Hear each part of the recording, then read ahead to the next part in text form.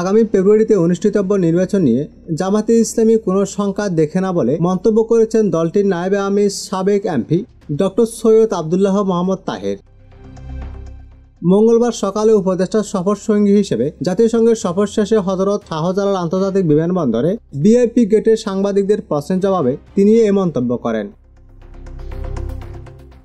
Doctor Syed Abdullah Mohammad Tahir বলেন, যারা সংস্কার বাস্তবায়নে বাধা দিচ্ছেন অথবা সংস্কার বাস্তবায়ন করতে গিয়ে সরকারের পক্ষ থেকে যে কালক্ষেপণ করা হচ্ছে, কোনো কারণে যদি নির্বাচন ক্ষতিগ্রস্ত হয় তাদেরকে এর দায়িত্ব নিয়ে জাতির কাছে ক্ষমা চাইতে হবে।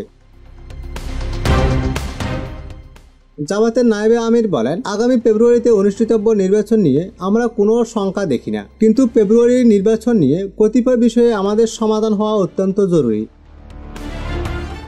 প্রধান উপদেষ্টা সহ নিউ ইয়র্ক সফরকালে যেহেতু অনেক উপদেষ্টা ছিলেন, আমরা সেখানে সবাইকে বলেছি ফেব্রুয়ারিতে নির্বাচনটাই হয়ে যাওয়া দরকার, তবে জ্যান ত্যান নির্বাচন কোনো সমস্যার সমাধান দেবে না।